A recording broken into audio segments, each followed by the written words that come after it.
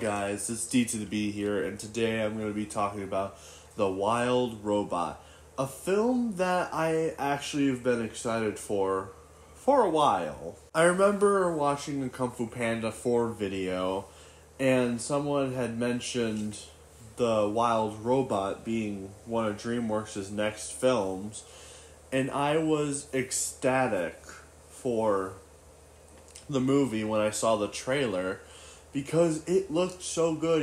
It seemed it had so much potential of being a good movie. And I was very much right. It was really good.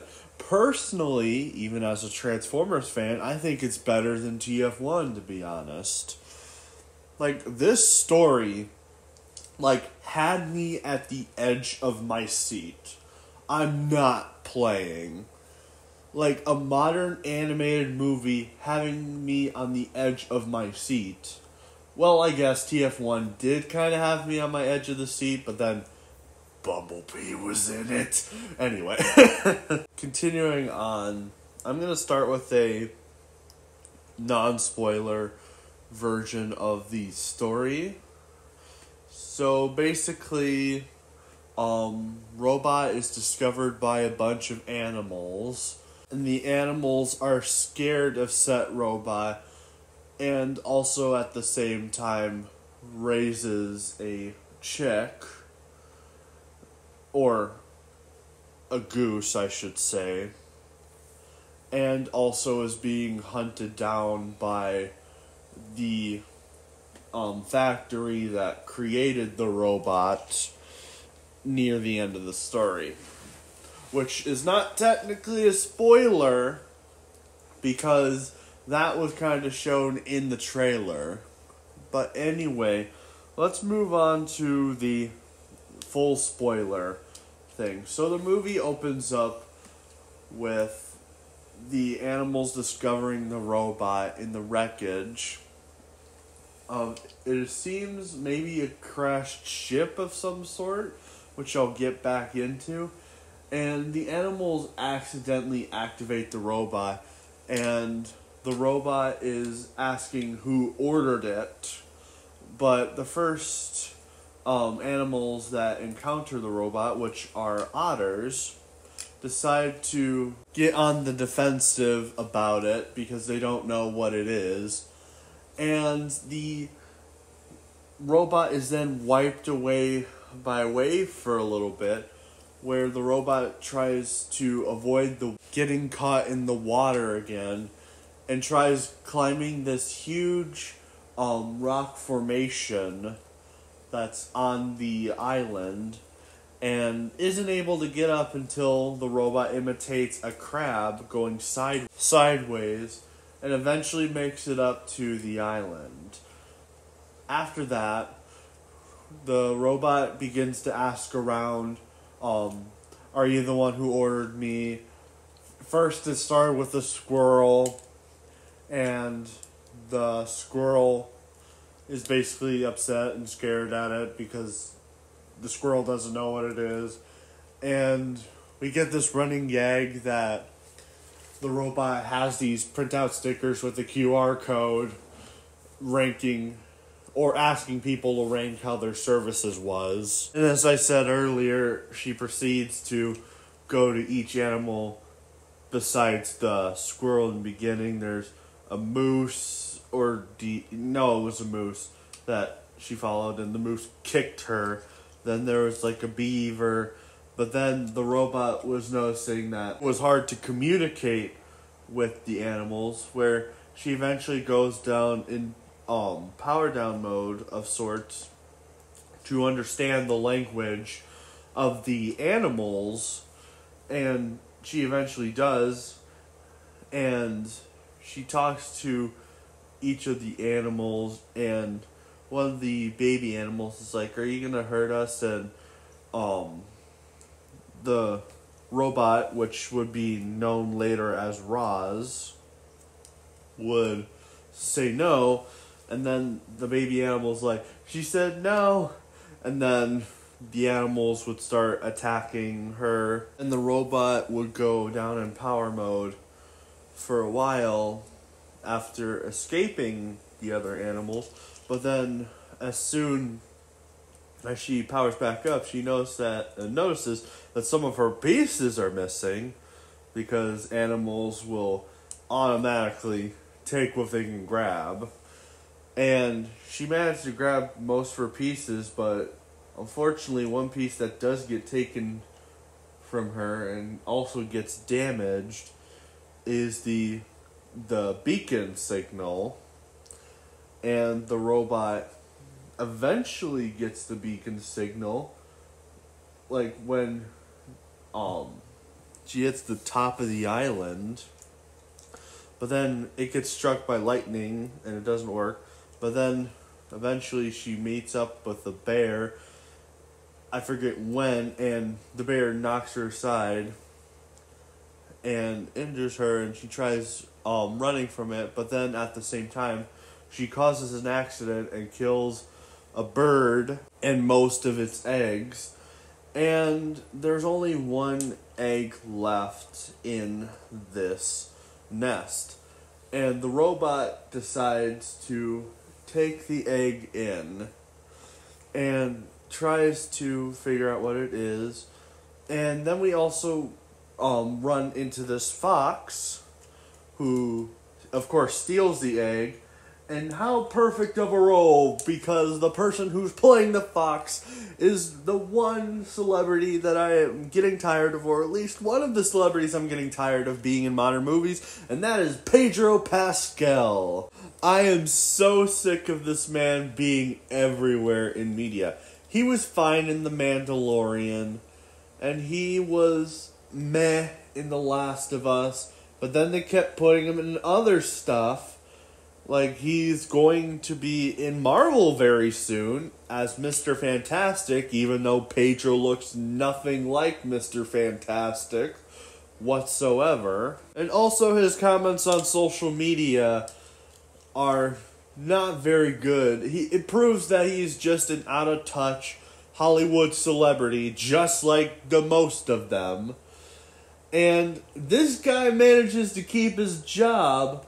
But when Gina says something political, oh no, she needs to get kicked out. Because Pedro is one of the people that follows the Hollywood narrative. And I cannot stand him for it. But anyway, moving on. Ross manages to take the egg back from him the first time, but then the fox steals the egg again. And then we get a whole chase scene. Eventually, Porcupine manages to be there at the same time as he's trying to escape and injures himself. Roz gets the egg and then also plucks all the porcupine prickles, or whatever the pointy things are called, out of the fox, and the fox runs off. But at the same time, the egg is beginning to hatch after the fox leaves, and the robot is trying to keep the thing inside of the egg, but is unsuccessful, and the egg has hatched to reveal a baby goose. And, of course, knowing nature facts, the goose imprints onto the robot, and the goose, or the baby geese, or whatever, follows Ross around the forest, even though Ross is trying to get rid of the egg and have it joined somewhere in nature. Even gives it to a family of possums, but that doesn't work. Which then the possum mother, after finding the baby goose, goes to Ross, explains that geese imprint on the first thing they see, and that was, of course, Ross, or the robot at the time. And Ross disregards this responsibility until the possum says it's a task, and then Ross is like, I will complete this task, and the possum explains the 3 tasks: to eat, swim, and fly, or the baby goose will die in the winter time when it comes, because it was prepared for those things.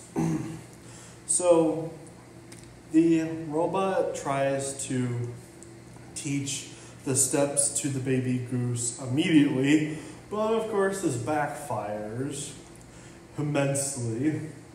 And then we see the return of Pedro Pascal's fox, and the fox basically offers to help the robot to raise the child. At first, when it was on the food step, the fox was having the robot help him get some food for himself, deceiving the robot, thinking that the robot was helping to get food for the goose.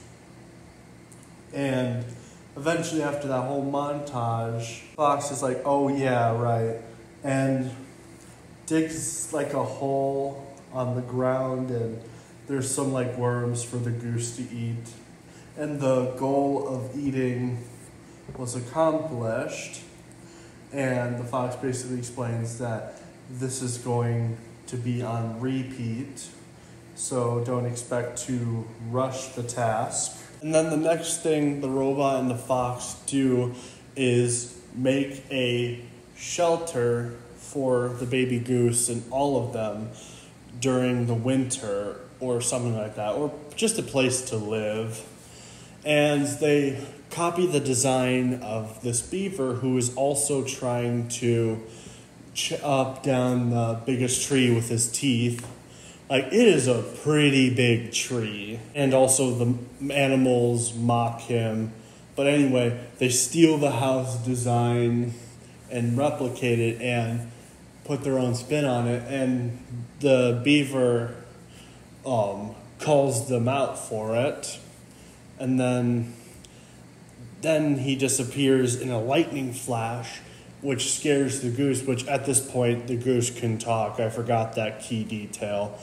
And the fox comes up with a story based off of events that happened in the film. And we get a funny interaction with the robot named Roz now and the fox, which I think his name is Pitch, but I'm going to call him Pedro Pascal Fox just because. After the story's done, the goose falls asleep, and then we do a big transition to when the goose is close to the age that he should be flying and swimming. But first they start with a swimming lesson, and the goose is like literally drowning by trying to swim, or it looks like he's drowning. And then somehow the goose gets to a bunch of geese that are similar to him, and he meets this one female goose who is nice to him. But then, of course, the other geese are not nice to him because they find out that he's the goose that's raised by the robot, or in the context of the film, the monster.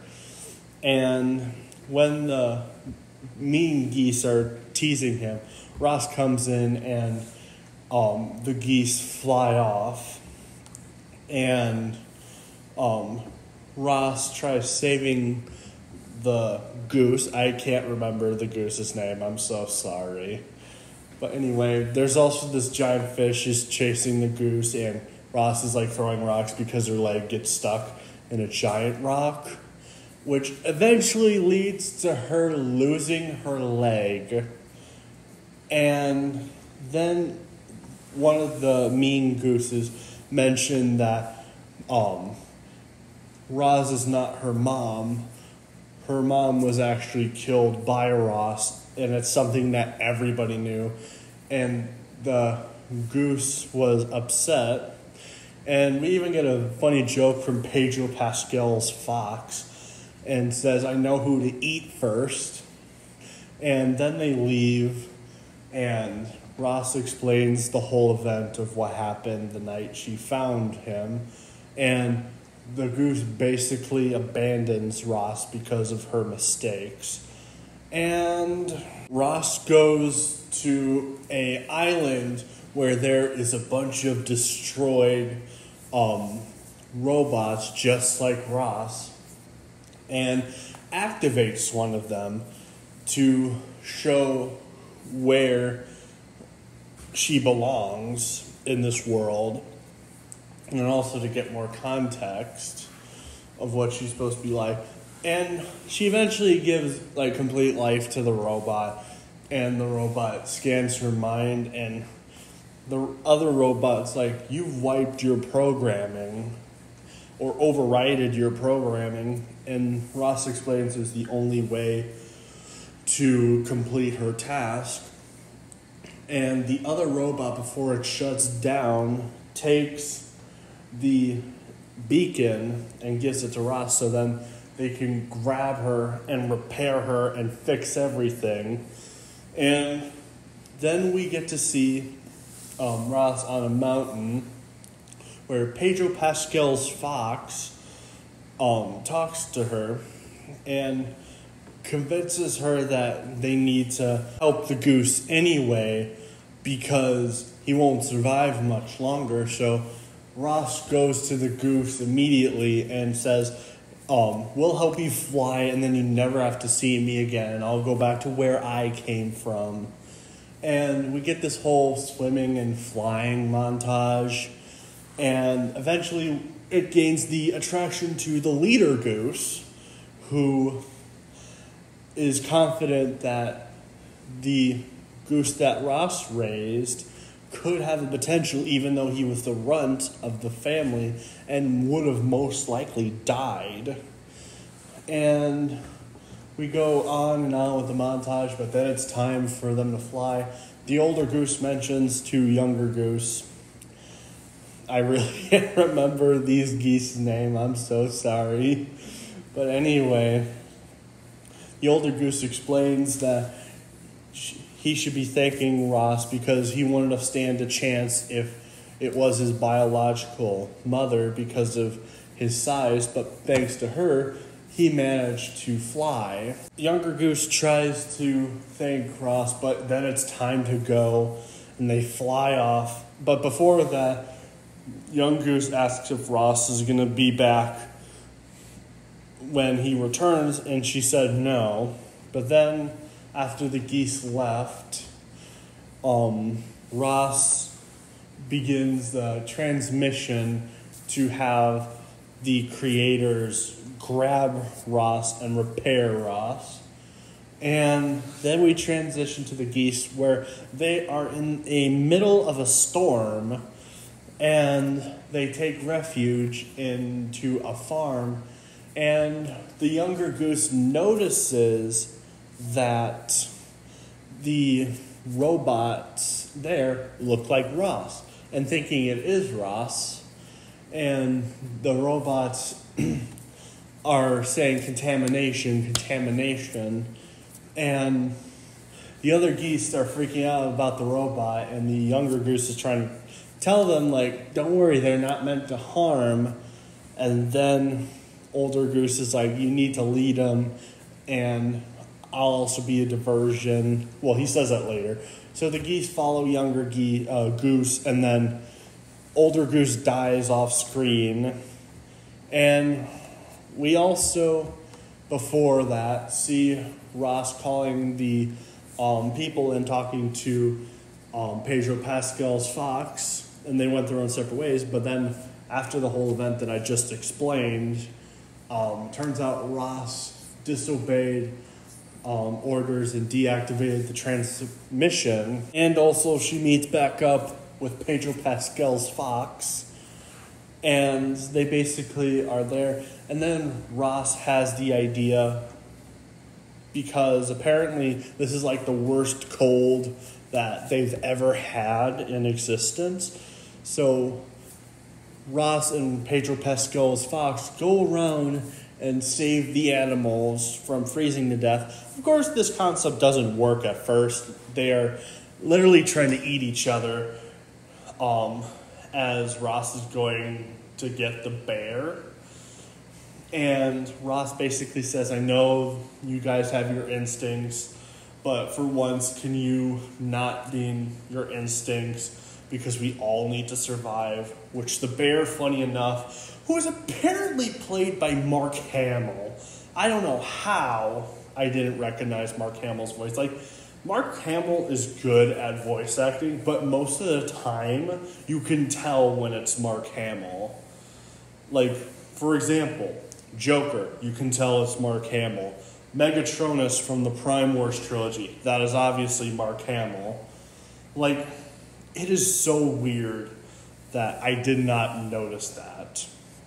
But anyway, let's go back to the plot. So then we go past through the winter, and the geese return, and Pedro Pascal's fox runs to the goose that Ross raised, and they were happy to see each other. Pedro Pascal's fox said that Ross stayed to see you, and Ross's goose is so excited to see her again, but of course she's not in the house, and we get to see a automated retrieval system, which starts questioning Ross because she said that it was suspicious. She sent out the signal and then it went off, and it was tricky to find her. Like, maybe Ross deactivated her signal, and Ross goes with them. Also, she has a wooden leg. I forgot to mention that.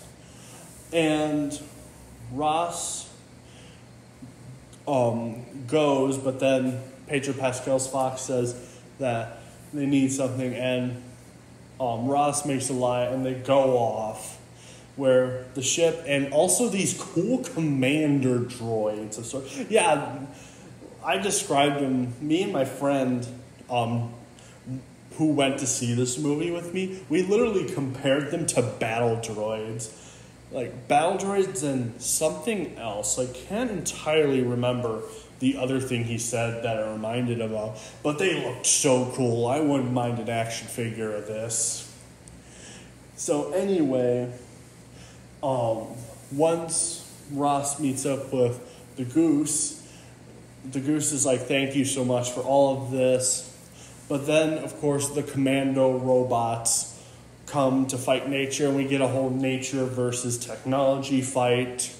Then Ross gets kidnapped after the first batch of super robots gets blown up because they failed, because they have a self-destruct sequence.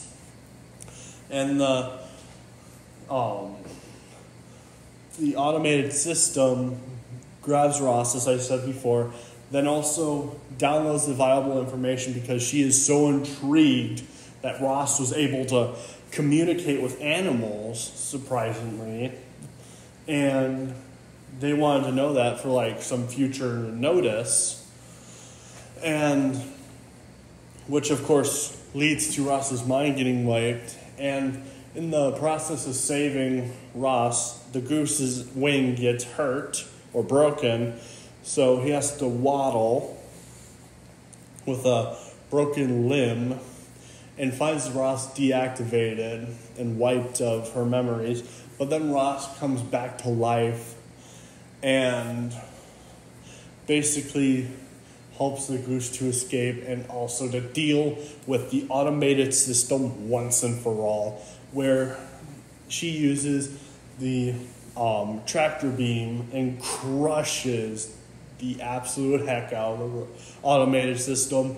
Then they get off the ship, and then, of course, we also have this subplot line about helping the beaver eat the tree because the entire forest is on fire and they need to stop it. They eventually do tip it over, and the water cools down or stops the fire, the forest fire.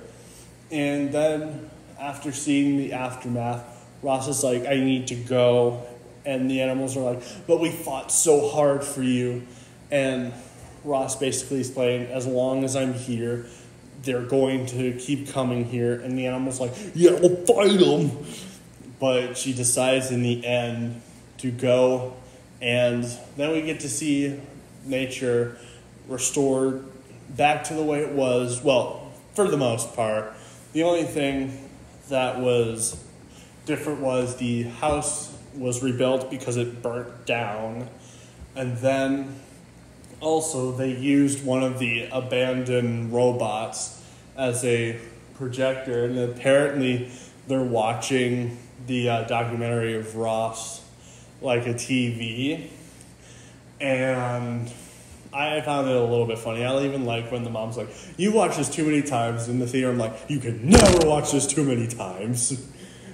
But anyway, then the movie ends with Ross back in the human land where she's all repaired. But then, of course, her goose returns to her and says, but you can call me Ross. And that is the end of this movie. I absolutely loved this movie. It was so great. This movie, for a kid's movie, it's been a while since a kid's movie managed to almost make me cry. Like, there were a lot of sad moments and a lot of dark moments that I didn't expect in this movie. Like, at one point, there's literally a severed bird head in the film. And then also, there's a joke about one of the possum's babies getting killed. I don't think it was played through all the way, but it was still a very dark joke. Like, this movie is absolutely worth it. And personally, I would probably go see this movie again. I really did like this movie. And what would I have to rate this movie? I would give it a 9 out of 10. It is a good movie. Like, I didn't notice a single flaw with this movie. Unlike TF1, where I saw a bunch of flaws but enjoyed it for the most part, this film didn't appear to have flaws in it. And now, I could be just over-exaggerating with this, but who cares? If anything, I noticed something that's a problem. I'll just point it out later.